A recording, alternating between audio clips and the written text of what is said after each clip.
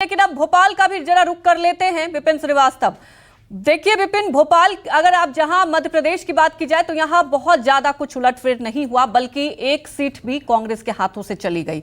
तो ये तो तय है कि वहां वाकई संगठन, जो हमेशा से हम मध्य प्रदेश की राजनीति में अंतर कलह की बात करते हैं, अगर आप देखें कांग्रेस पार्टी में, तो दिखाई दे दिया इस बार ग्राउंड पे।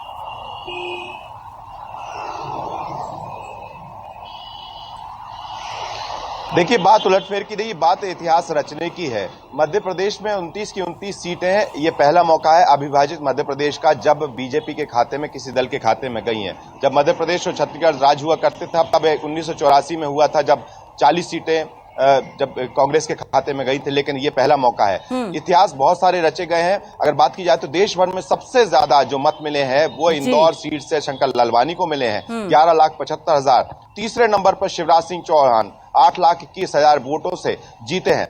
ये अलग अलग तक के मायने। और दूसरा, अगर नोटा की बात की जाए तो नोटा भी देश भर में अगर पहली बार कहीं जला है सबसे ज्यादा, वो 2 लाख से ज्यादा, वो भी इंदौर में जला है, जहां पर कांग्रेस ने नोटा को ही प्रत्याशी बनाया था।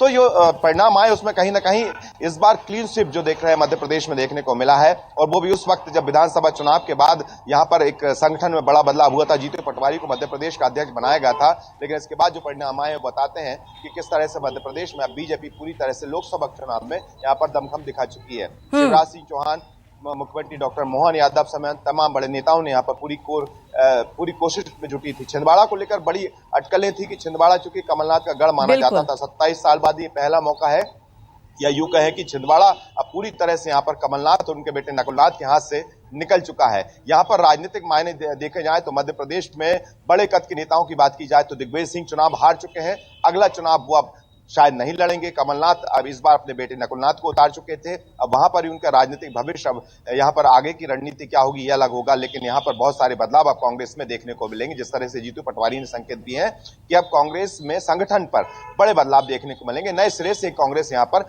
जन्म लेगी, नए सिरे से कार्यकारिणी को गठित किया जाएगा। ये तमाम अटकलें हैं। लेकिन अब दूसरी तरफ अब सबकी नजरें इस बात पर है कि शिवराज सिंह चौहान की अगली भूमिका केंद्र में क्या होगी। क्या उनको केंद्रीय मंत्री बनाया जाएगा या कोई और पद दिया जाएगा, इस पर सबकी नजरें हैं। लेकिन मध्य प्रदेश में जो परिणाम आए हैं ये बीजेपी के लिए खुशी वाले हैं, गदगद होने वाले हैं उस वक्त जबकि यहाँ पर बतौर मुख्यमंत्री ये एक पहला चुनाव लोकसभा का यहाँ पर डॉक्टर मोहन यादव ने यहाँ पर इस चुनाव में पूरी ताकत यहाँ पर झोंकी, जिसके परिणाम भी देखने को मिले। शिवराज सिंह चौहान की अलग भूमिका रही, उन्होंने भी यहाँ पर प्रत्याशी होने के साथ साथ अलग अलग सीटों पर भी यहाँ पर सभाएं की हैं। शिवराज सिंह चौहान विदिशा के साथ साथ अलग अलग सीटों पर गए थे। लेकिन मुझे जो लगता है कि देखिए कहीं ना कहीं इस पर मंथन भी करना होगा। कांग्रेस को भी चिंतन करने की जरूरत है कि आखिरकार मध्य प्रदेश में अब आगे की रणनीति क्या हो सकती है, क्योंकि कोई कमी रह गई है, कोई कसर, क्योंकि जिस तरह के हमने देखा था कि चुनाव के दौरान लगातार बड़े कद के नेता, यहाँ तक कि कार्यकारिणी के कई नेता और विधायकों को भी बीजेपी में शामिल किया गया था। यानी कुल मिलाकर जोड़ तोड़ की राजनीति यहाँ पर देखने को मिली थी, जिसकी कमजोरी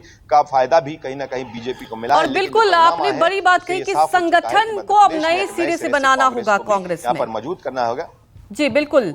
अगर जैसा कि मंथन की बात की जाए तो ये भी तय है कि संगठन को मजबूत करना होगा मध्य प्रदेश में।